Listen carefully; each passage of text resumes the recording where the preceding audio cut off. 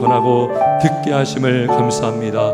하나님 이 시간 영광 받아주시고 살아계신 하나님의 말씀을 듣고 마음에 새기며 열매 맺게 하여 주시옵소서. 이 시간 하나님이 함께 하심을 믿사오며 살아계신 예수님의 이름으로 기도하옵나이다. 아멘. 할렐루야. 저희 산성교회는 지금 몇 주간 동안 확신 시리즈를 설교하고 함께 나누고 있습니다. 확신 시리즈를 설교하는 이유는 믿음이 흔들리기 쉬운 성도님들, 그리스도인들에게 믿음의 확신을 갖도록 하기 위한 것이죠. 우리가 믿음의 확신, 우리 인간의 여러분 자신, 우리 자신의 감정을 믿는 것이 아닙니다. 신앙은 내 흔들리기 쉬운 감정을 의지하면 감정에 따라서 흔들리기 쉽고요, 또 나의 행위와 나의 공로를 믿으면 그것도 역시 불완전한 신앙이고 구원이 될 수밖에 없습니다. 하지만 우리가 계속해서 몇 주간 동안 나눴던 것의 공통점은 뭡니까? 변하지 않는 하나님, 변하지 않는 하나님의 말씀에 의지하고 말씀을 붙잡고 믿으면 그 믿음은 확신을 갖는 믿음인 줄 믿습니다. 그래서 구원의 확신, 또 기도응답의 확신, 그리고 승리의 확신, 그리고 오늘은 사죄의 확신입니다. 사죄의 확신. 왜 사죄 확신이 필요한가? 우선 그리스도인들이 사죄를 확신하지 않으면 마귀의 유혹과 공격 앞에 처참하게 넘어지고 쓰러질 수밖에 없습니다. 예전에도 한번 제가 언급한 적이 있는데요, 제가 어떤 그리스도인을 만난 적이 있습니다. 원래 알고 있었던 분이었고, 근데 어느 날 그분을 딱 봤는데 얼굴 모습이, 표정이 예전과 같지 않은 거예요. 웃음기가 하나도 없고요. 사람마다 이제 이 눈이요, 초롱초롱 하잖아요. 이 눈이 이렇게 초점이 있어야 되는데 초점도 조금 흐려진 것 같고, 그런 모습을 보이는 것이었습니다. 그래서 무슨 일 있으십니까? 어떤 일, 문제가 있으십니까? 여쭤봤더니 자기가 어떤 잘못을 했다는 겁니다. 잘못을 한 것이 들켰고, 누구로부터 이제 그것이 들켰고, 그때 그분 말로는 귀신이 저에게 들어왔습니다. 그리고 그때 이후로 지금까지 귀신이 저에게 계속 속삭입니다. 너 죄를 졌기 때문에 너는 하나님이 버렸다. 너는 이제 버림받은 인생이고 너는 이제 지옥 갈 거야. 계속 그 귀신이 그렇게 말하더라는 거예요. 그러니까요, 살 이유가 뭐가 있습니까? 사형 선고를 받은 거예요. 영원한 사형, 영원한 지옥. 그러니까요, 밥도 못 먹고 일도 못하고 그렇게 살아가더라는 것입니다. 제가 말씀을 몇 구절 알려드려도 그거를 받아들이질 않는 거예요. 자기는 이미 버림받았다는 거예요. 그분이 이 사죄의 확신을 갖고 있었다면, 회개의 은혜를 경험했다면, 하나님께서 용서하시는 그 사죄를 경험하고 그것을 믿고 있었다면 과연 그가 마귀의 이러한 공격에 넘어질 수 있었겠는가, 그런 생각을 해보았습니다. 우리가 하나님께서 사죄해 주시는 그 확신, 우리가 예배 때마다 십계명을 낭독하고 참회 기도하고 제가 사죄를 예수 말씀으로 선포하지 않습니까? 우리가 그 확신을 하지 못하면 이러한 마귀는요, 끊임없이 참소하고 우리를 벌고 넘어지게 하는 존재입니다. 밤낮, 요한계시록의 말씀에 보면 밤낮 하나님 앞에서 그리스도인들을 참소하는 자다. 그래서 사죄 확신을 갖는 것이 참으로 중요한 것입니다. 또 중요한 이유가 뭐냐면 사죄의 확신을 바르게 갖지 않으면 이단에 빠질 수가 있습니다. 자, 우리 이단 중에도요, 이 사죄의 확신을 굉장히 강조하는 이단이 있습니다. 구원파입니다. 구원파도 하나님의 속죄, 예수님의 속죄, 사죄를 강조합니다. 근데 그런 구원파의 주장은 성경과 다른 사죄를 말합니다. 비성경적이고 잘못된 사죄를 말하고 있습니다. 그래서 저희가 교회가 속한 교단에서도 72회 총회 때 이단으로 규정이 됐고, 여러 대표되는 한국의 교단에서도 구원판을 이단으로 정죄했습니다. 왜 정죄했냐면 그들도 사제를 말하지만 그들은 이렇게 주장합니다. 하나님을 처음에 예수님을 믿으면 그 다음부터는 회개할 필요가 없다 그럽니다. 과거와 현재와 미래 모든 죄를 다 씻겨줬기 때문에 그리스도인에게는 죄가 없다 그럽니다. 그리고 회개할 필요가 없고, 회개한다는 것은 하나님께 아직 구원받지 못한 증거다라고 그들은 주장합니다. 근데 이러한 주장은요, 반성경적이고 잘못된 성경에 위배되는 주장인 것입니다. 예수님께서 베드로에게 요한복음 13장 10절 이런 말씀하신 적이 있어요. 이미 목욕한 자는 발밖에 씻을 필요가 없느니라 온몸이 깨끗하니라. 이것은 이미 구원받은 자가 해야 될 회개를 말씀해 주신 것입니다. 그런데 구원파는 이미 목욕했으니 발도 손도 씻을 필요가 없다라고 말하고 있는 것입니다. 회개할 필요가 없다라고 가르치고 있는 것입니다. 이 잘못된 사제의 확신을 갖고 있는 것입니다. 따라서 그리스도인이라면 사제를 확신해야 되는데 바르게 확신해야 되는 것입니다. 바르게. 그래야 마귀의 공격에도 넘어가지 않고 이단의 유혹에도 넘어가지 않게 되는 것입니다. 따라서 오늘 이 사제의 확신을 우리가 어떻게 할 수 있는가 말씀을 전하려고 합니다. 가장 먼저 사제를 확신하기 전에 가장 먼저 해야 될 것이 뭐냐면 그리스도인들은 자신의 죄를 인정해야 되는 것입니다. 죄를 인정한다. 죄의 종류가 있습니다. 죄의 종류에는 두 가지가 있습니다. 하나는 원죄가 있습니다. 원죄. 여러분 들어보셨습니까? 원죄? 아담의 죄. 인류 최초의 원죄. 하나님께서 먹지 말라고 한 것을 먹음으로써 불순종함으로써 행한 원죄. 아담의 불순종으로 인해서 모든 인류는요 죄로 오염이 되었습니다. 우리 한번 자막을 보겠습니다. 시편 51편 5절에 보면 우리 이런 말씀이 있습니다. 내가 죄악 중에서 출생하였으며 어머니가 죄 중에서 나를 잉태하였나이다. 예. 여러분 어떤 연못이 있다고 생각해 보세요. 연못에 볶음물을 한 컵을 부었습니다. 그럼 그 연못은 어떻게 되었습니까? 오염이 됩니다. 그러면 그 연못에 있었던 물고기가 알을 낳고 물고기를 낳으면 그 물고기는 오염된 상태로 태어나는 거예요. 로마서 5장 12절에 보면 한 사람으로 말미암아 죄가 세상에 들어오고 죄로 말미암아 사망이 들어왔나니 이와 같이 모든 사람이 죄를 지었으므로 사망이 모든 사람에게 이르렀느니라. 한 사람의 범죄함으로 죄가 세상에 들어왔고 모든 사람은 전적으로 우리가 타락했다, 오염이 되었다라고 성경은 말씀하고요. 그래서 다윗조차도 내가 어머니의 죄 중에서 내가 잉태되었다, 내가 죄악 중에서 출생하였다라고 하면서 자신의 원죄를 인정하고 있습니다. 그런데 성경을 부정하고 하나님을 부정하는 사람들은 인간은 깨끗하게, 그런 말 있잖아요. 성선설, 성악설. 근데 성선설을 주장합니다. 우리는 처음부터 깨끗하게 태어났는데 환경 때문에 어쩔 수 없이 죄를 졌고 그래서 죄인이 됐다 말합니다. 근데 성경은 아닙니다. 모든 인간은 죄인으로 태어납니다. 죄를 짓는 것입니다. 아이들에게 여러분 거짓말하는 방법을 알려주지 않아도 거짓말 너무나 잘하고요. 남을 속이는 것을 알려주지 않아도 속이는 걸 너무나 잘합니다. 시기하고 질투하는 것 알려주지 않아도 동생이 나오면 시기하고 질투하고 싸우고 때리고 가르쳐주지 않았는데도 너무나 잘하고 있습니다. 왜입니까?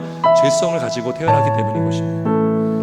근데 오늘날 이 인간의 원죄를 부정하기 위해서 많은 사상들, 많은 잘못된 철학을 주장하고 강조하고 있습니다. 대표적인 잘못된 사상은 바로 유물론 사상입니다. 유물론. 제가 설교 때도 가끔 언급하지만 이 유물론이라는 것은 모든 존재하는 것은 물질밖에 없고 하나님은 영이신데 영이신 하나님도 존재하지 않고 인간의 영혼도 부정하는 사상이 바로 유물론입니다. 유물론. 그런데 여러분 이 유물론에서 영향을 받아서 나온 이론이 진화론입니다. 진화론. 우리가 보통 진화론 하면 과학 이론이라고 말합니다.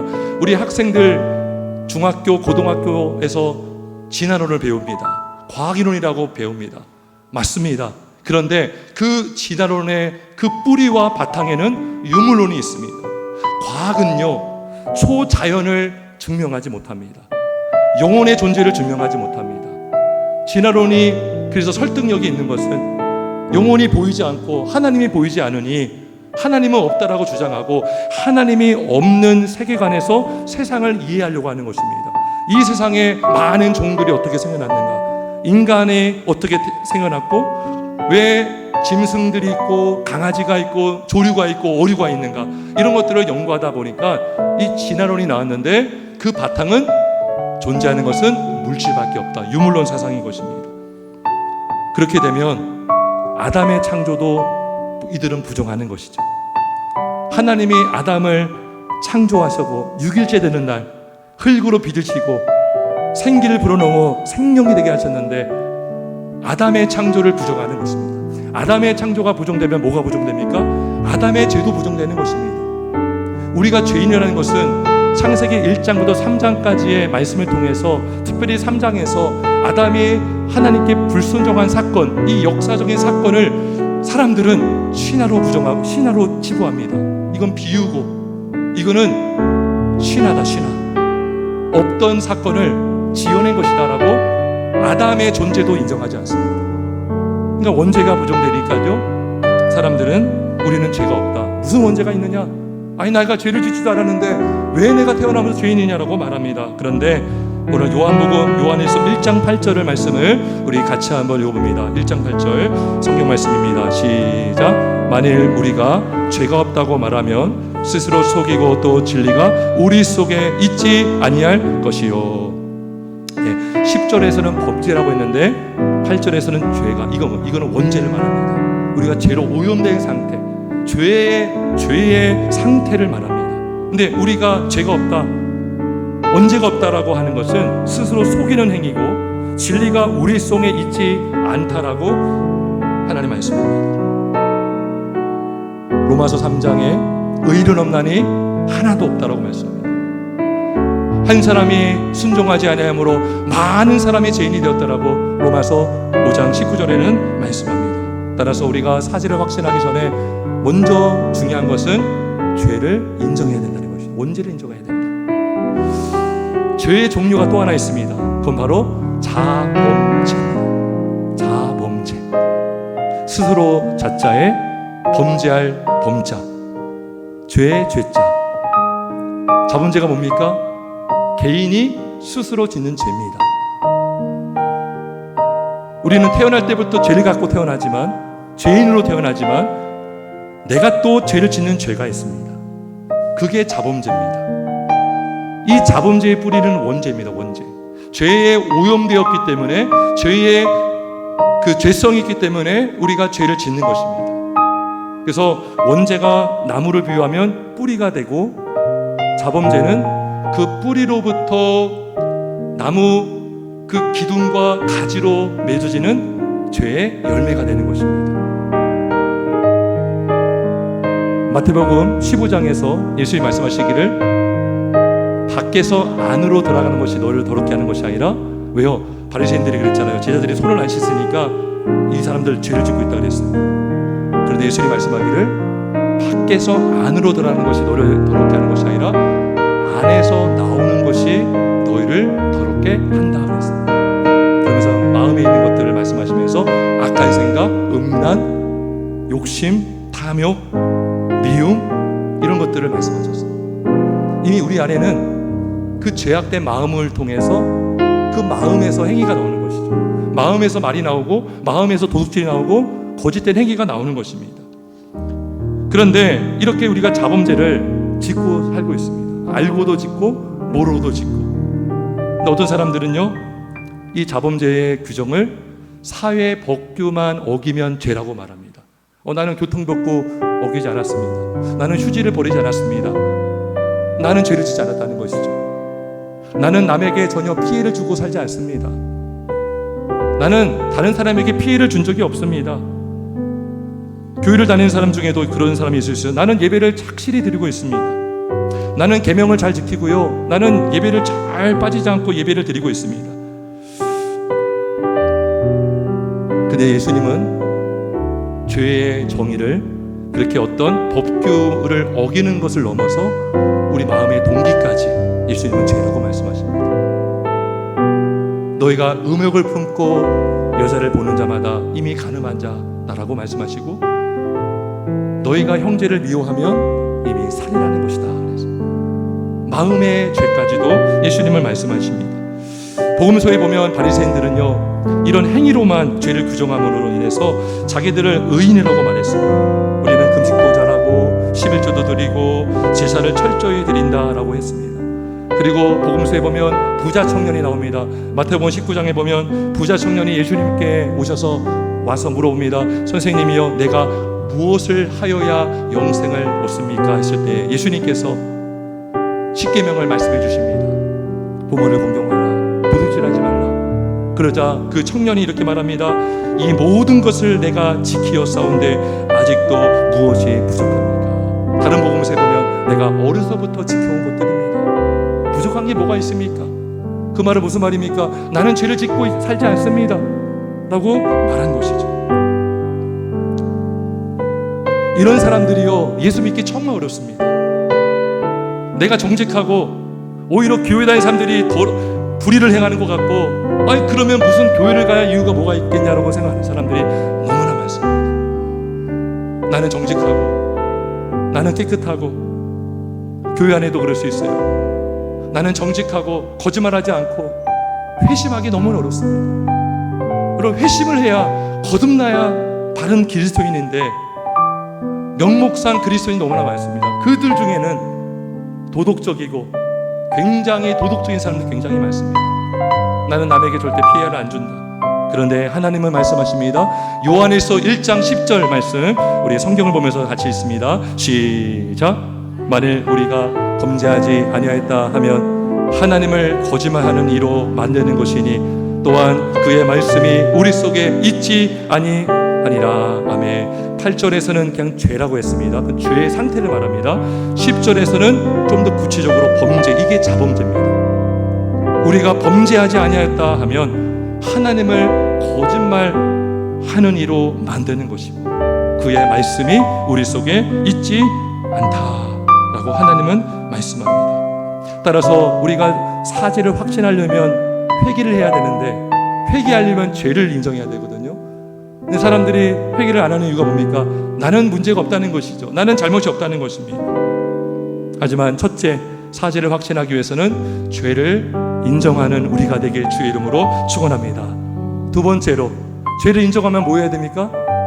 죄를 자백하는 것이 자백. 하나님이 자기 죄를 자백하면 그 자백하는 자의 죄를 사하시며 그를 모든 불의에서 깨끗하게 하신다 약속하셨어요. 우리 요한일서 1장 9절 말씀 같이 읽습니다. 시작. 만일 우리가 우리 죄를 자백하면 그는 미쁘시고 의로우사 우리 죄를 사하시며. 아멘. 앞서 제가 구원파 얘기를 잠깐 했는데, 구원파에서는 한 번 회개하면, 구원받으면 그 다음부터는 회개할 필요가 없다라고 말합니다. 그래서 우리가 이 구절을 딱 요한일서 1장 9절의 말씀을 제시하면 그들은 이렇게 말합니다. 이 말씀은요, 불신자에게 주신 말씀이에요. 그럽니다. 아직 예수를 믿지 않고 믿음이 없는 사람들에게 주신 말씀입니다 라고 말합니다. 처음에는 자백해야죠. 회개해야죠. 그리고 용서받죠. 그 다음 배들은 필요가 없습니다. 그들은 말합니다. 그런데 여러분, 요한일서를 보면 이거는 초신자에게 주신 말씀이 아니에요. 1차적으로 성도들에게 주신 말씀이에요. 그리스도인들에게 주신 말씀입니다. 그래서 그들의 말들은 모순되는 것입니다. 그리고 간혹 그리스도인들 중에도 이 요한일서 1장 9절의 말씀을 잘못 이해해서 회개와 자백을 구분합니다. 그래서 그리스도인들은 더 이상 회개할 필요가 없고 자백만 하면 돼. 자기가 죄를 질 때마다 저 잘못했어요, 저 이런 죄를 졌어요, 자백만 하면 돼라고 그렇게 여기는 분들도 있습니다. 근데 그것이 아닙니다. 이 자백은 회개를 포함한 또 회개로 이어지는 자백인 것입니다. 성경에 보면 자백을 했지만 회개하지 않은 사람들이 있습니다. 대표적인 사람은 바로 사울 왕입니다. 사울 왕은 하나님께서 아멜렉을 치고 그 전리품을 다 하나님께 바치라고 했습니다. 그 어느 것도 전리품 중에서 취하지 말라고 했습니다. 근데 사울 왕은 좋아 보이는 것들을 취했습니다. 그때 사무엘이 사울 왕을 책망합니다. 왜 하나님이 취하지 말라고 한 것을 취했습니까? 그러자 사울 왕이 고백합니다. 우리 한번 자막을 보겠습니다. 사무엘상 15장에 보면 24절에 보면 사울이 사무엘에게 이르되 내가 범죄하였나이다. 자백했어요. 그죠? 내가 여호와의 명령과 당신의 말씀을 어긴 것은 내가 백성을 두려워하여 그들의 말을 청동하였음이니이다. 그래서 요 말씀 그 전에 유명한 말씀이 있잖아요. 순종의 제사보다 낫고 거역한, 그죠? 듣는 것이 순양의 길보다 낫다, 이런 말씀입니다. 그런데 이 24절의 말씀은 참된 자백이 아닙니다. 왜냐하면 30절에 보면 이렇게 말합니다. 사울이 이르되 내가 범죄하였을지라도 이제 청하옵나니 내 백성의 장로들 앞과 이스라엘 앞에서 나를 높이사 나와 함께 돌아가서 내가 당신의 하나님 여호와께 경배하게 하소서 하더라. 무슨 말이냐면 창피하니까 빨리 용서해달라고 하는 거예요. 체면 때문에. 그럼 그런 경우 있습니다. 원생님 범죄했습니다. 두 줄만 알아요. 그리고 상대방에게 말합니다. 절대 우리 엄마에게 말하지 마. 나 용서해줘. 우리 부모님에게 말하지 마. 비밀로 해줘. 그런 거예요. 지금 사울이 죄를 짓고 사무엘에게 나 범죄했으니까 빨리 용서해줘. 없던 걸로 해줘. 나를 그래서 높여줘. 내가 죄가 발견되면 얼마나 창피해. 그렇게 말하고 있는 거예요. 이거는요 그냥 형식적인 자백인 것이죠. 자기를 위한 자백인 것이죠. 또 유다가 있습니다. 여러분, 가룟 유다가 예수님을 은 30에 팔았습니다. 팔고 나서 그가 이렇게 고백합니다. 자막을 봅시다. 마태복음 21장 4절 이르되 내가 무지한 죄를 팔고 죄를 범하였도다 하니 그들이 이르되 그것이 우리에게 무슨 상관이냐 내가 당하라거늘. 유다가 뭐라고 했습니까? 죄를 범하였도다. 그래서 자기 입으로 범하였도다. 그는 회개한 것이 아닙니다. 회개했다면 예수님께로 달려가야죠. 근데 그들은 자기 목숨을 끊고 목에 목매달아 죽었습니다. 그리고 사도행전 1장 25절에 이렇게 말씀합니다. 유다는 이 직무를 버리고 제 곳으로 갔나이다. 이 제 곳이 어디냐면 지옥을 말합니다. 지옥. 유다는 자백은 했지만 형식은 갖췄지만 그는 참된 자백이 아니었습니다. 그러면 진짜 자백이 뭐냐? 바로 죄를 슬퍼함으로 하는 자백인 것입니다. 내가 죄를 슬퍼하는 것입니다. 우리 한번 잡아 보겠습니다. 시편 38편 17절과 18절을 한번 같이 읽습니다. 시작. 내가 넘어지게 되었고 나의 근심이 항상 내 앞에 있사오니 내 죄악을 아뢰고 내 죄를 슬퍼함이니이다. 아멘. 18절에 보면 내 죄악을 아뢰고, 이게 자백하는 거죠. 내 죄를 슬퍼함이니이다. 자백은 뭐냐? 죄를 슬퍼하는 마음에서 우러나오는 것입니다. 내가 죄를 슬퍼하면서 하는 고백인 것입니다. 애통해하고 죄를 슬퍼하면서 하나님 앞에 참으로 자백하는 것이죠. 그리고 이러한 참된 자백은 죄를 버리는 것까지 확장이 됩니다. 우리 이제 한번 자막을 보겠습니다. 잠언 28장 13절 말씀을 같이 읽습니다. 시작. 자기의 죄를 숨기는 자는 형통하지 못하나 죄를 자복하고 버리는 자는 불쌍히 여김을 받으리라. 아멘. 그죠? 죄를 숨기는 것보다 자백하는 게 낫습니다. 근데 자복은 매일 하는데 죄는 여전히 갖고 있는 거예요. 아, 이거 죄가 너무나 좋은 거예요. 근데 자꾸 하나님 앞에 용서해 주세요. 죄는 갖고 있으면서 죄와 짝하면서 자백은 한다. 모순이죠. 그래서 이 참된 자백, 사울의 자백, 유다와 같은 자백이 아니라 죄를 슬퍼하고 죄를 버리고, 버리면 그 다음에 어디로 돌아가는 겁니까? 하나님께로 돌아가는 것입니다. 회개라는 것이 뭡니까? 뉘우칠 회자와 고칠 회자입니다. 마음을 고치는 거예요. 하나님께로 나는 돌아가지 않으면서 죄는 갖고 살아가고 짝하고 살면서 입술로는 범죄했습니다. 혼나지 않으려고, 하나님 앞에 맞지 않으려고 하는 그런 자백은 진정한 자백의 진정한 회개가 아닌 것입니다. 그래서 요한일서 1장 9절의 자백은 회개를 말씀하고 있는 것입니다. 하나님과 성도와의 관계를 무너뜨리고 깨뜨리는 것이 뭡니까? 바로 죄입니다. 죄.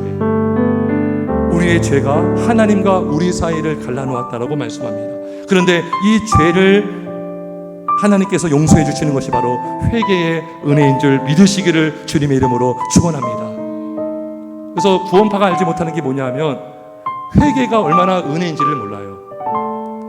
구원받은 사람도 죄를 짓습니다. 근데 회개는 뭐냐? 우리의 죄를 용서받고 하나님과 가까워지는 시간이 되는 것입니다. 회개는 우리가 하나님과 더 가까운 교제를 하게 만드는 것입니다. 성화를 하게 하고 예수님을 닮아가게 하는 게 회개인 줄 믿습니다. 근데 구원파는 잘못된 믿음을 갖고 있는 것입니다. 회개가 은혜의 수단임을 믿으시고 우리가 하나님의 은혜 가운데 자백의 은혜, 회개의 은혜를 경험하기를 주님의 이름으로 축원합니다. 사랑하는 성도 여러분, 여러분은 참으로 죄를 자백하면 하나님이 말씀대로 사해준다는 것을 믿으십니까?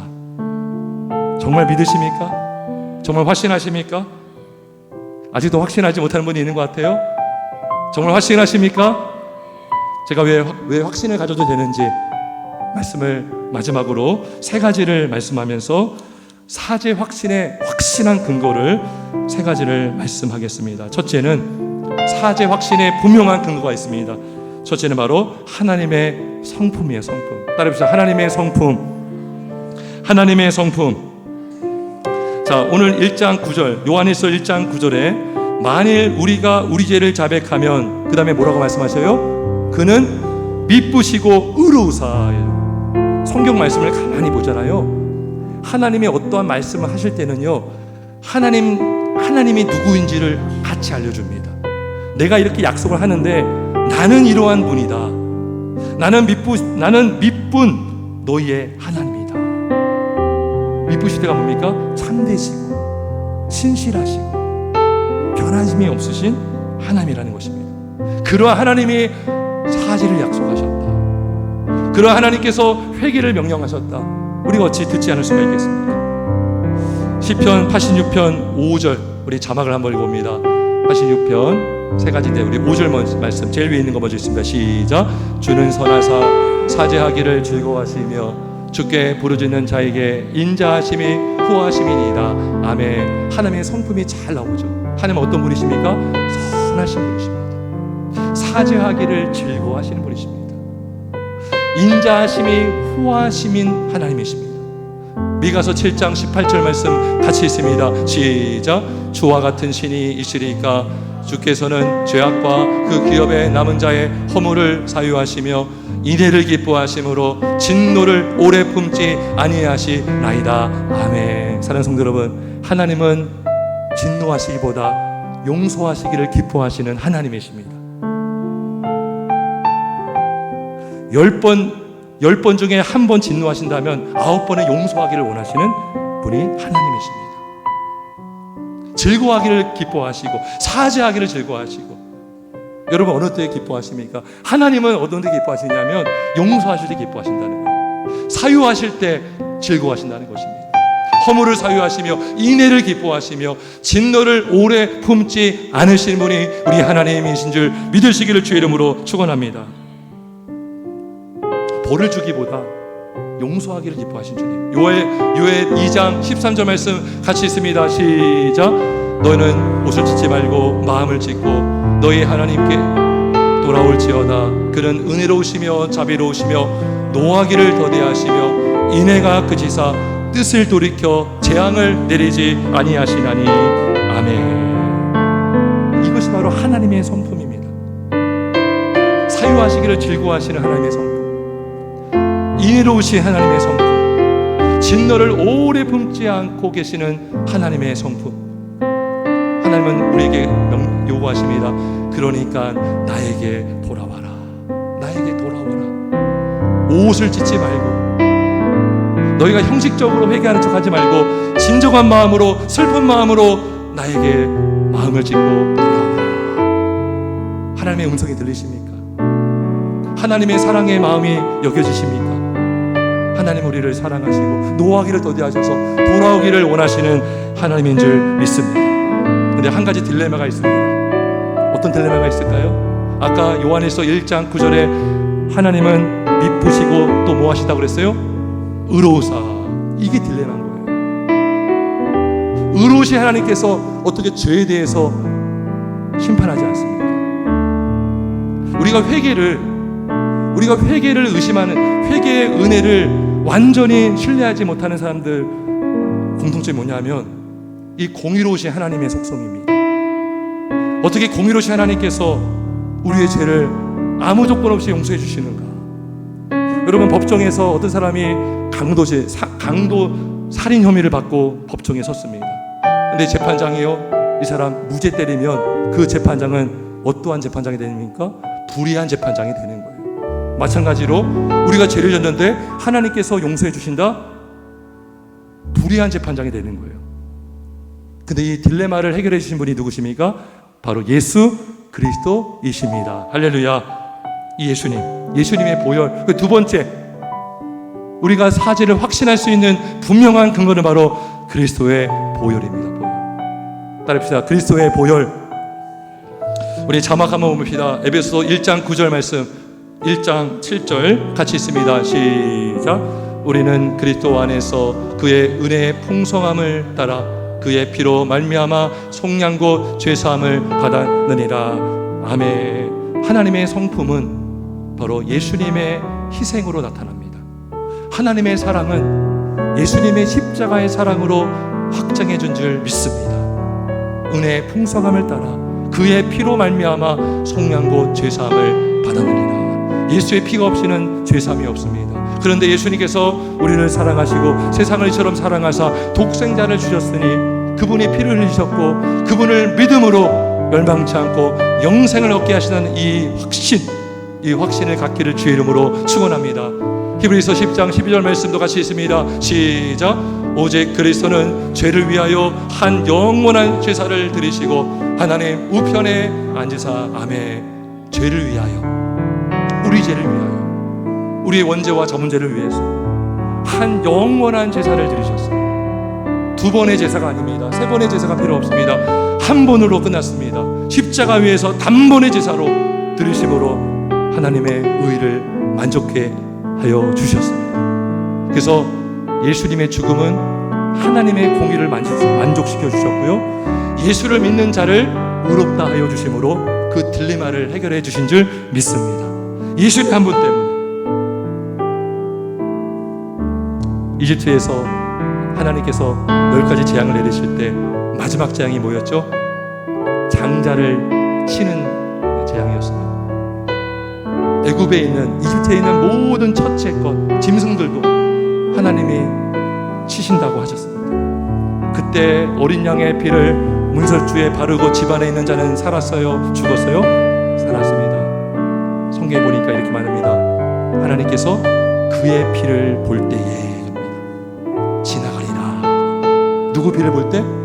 예수의 피를 볼 때에. 우리가 회개해서 용서받는 이유가 뭡니까? 내가 회개하면 하나님께서 예수의 피를 보시고 우리를 용서해 주십니다. 할렐루야. 마귀가요 지금도 끊임없이 찬송합니다. 하나님한테 이르는 거죠. 하나님 죄 보세요, 저렇게 죄를 져요. 근데 그 사람이 회개하잖아요. 하나님 그러십니다. 저 영혼은 나의 독생자 예수의 피로 산 나의 자녀란다.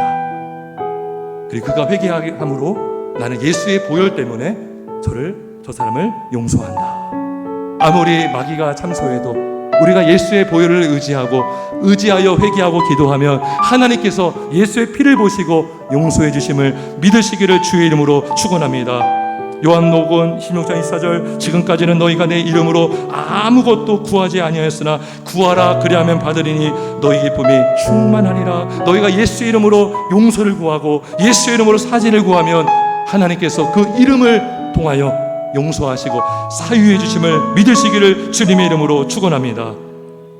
그래서 사제의 확신의 근거는 두 번째는 예수의 보혈입니다. 세 번째는 뭐냐? 세 번째 사제의 확신 세 번째 근거 바로 하나님의 사제의 약속입니다. 따라합시다. 약속. 우리 자막 보겠습니다. 이사야 43장 25절 우리 한번 같이 읽습니다. 25절 시작. 나 곧